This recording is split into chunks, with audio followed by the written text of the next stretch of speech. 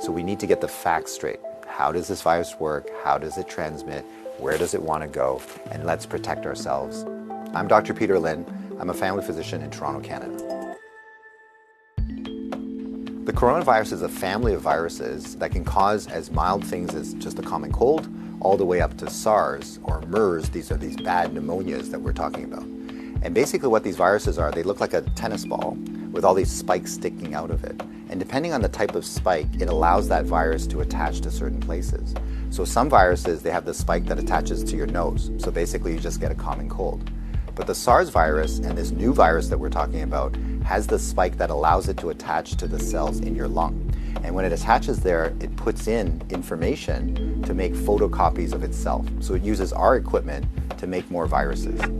I'm declaring a public health emergency of international concern over the global outbreak of novel coronavirus. Most of the coronaviruses live in animals. In this particular case, it was from Wuhan. There was a fish market where they were selling live animals. And the thought is that the virus was in a live animal, then it crossed into a human. But then what we found was that people were getting sick in terms of healthcare workers, in terms of family members that were looking after them, which now meant that the virus can pass from human to another human. Just like all viruses, it needs to reach a target, which is your lung. And it has to get there with your help. It has no feet and no wings. So therefore it needs us to move it there. So that's why we keep saying, don't hang around sneezy people because you're gonna breathe it in. And don't touch your face because that's how the virus is gonna get in. The masks are helpful, but they're not necessary because they're leaky. The ones that you and I buy basically have pockets here, so therefore the virus can get in. What the masks really do is they stop us from touching our face. If you're sick, we tend to mask you, so therefore you're not spewing out the viruses to other people sitting around you. The true people that have the real masks are the N95. Those are sealed. These are for the doctors that may be caring for the patients. So in the beginning, the coronavirus will cause kind of like flu-like symptoms or a cold. So people just get the stuffy nose, that kind of thing. But you'll understand that as soon as that virus starts manufacturing in your lung cells, they're producing all these copies of the virus, all of a sudden now you kill the lung cells. So now you can't exchange oxygen.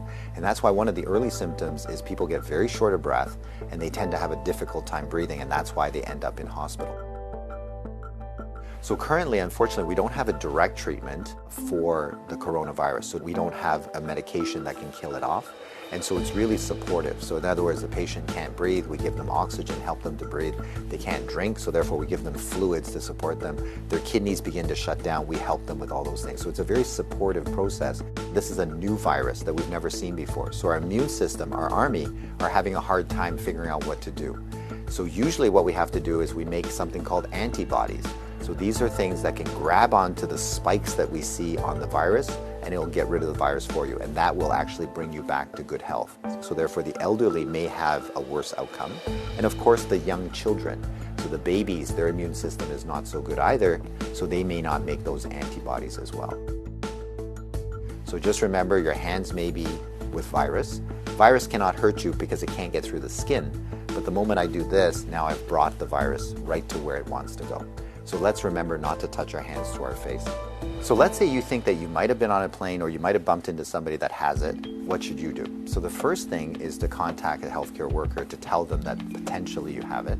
If you're feeling symptoms and you're going to go into a facility, call ahead. Okay, so whether you're calling the paramedics or whether you're calling the hospital or your doctor, just mention that you were on a flight. If you don't have any symptoms, then what we do is a little bit of a self-quarantine. In other words, we can just keep you away from other people, and so you don't go into parties, don't go with your friends, don't go into public transportation. So we can contain it very easily by making sure that you do a self-confinement, so to speak, for the, let's say, 7 to 14 days is the longest incubation time. So after that, if you're feeling well, then you don't have anything to worry about. So if we get the facts right, then we don't have to be overly worried, but we do the right things so that we don't get the virus ourselves and that we don't pass it on to others. And if we look after each other in this way, this virus will have nowhere to go. It needs us to move it, it needs us to make copies for it, and if we don't help it, then the virus will stop. So we have the power to do that right now.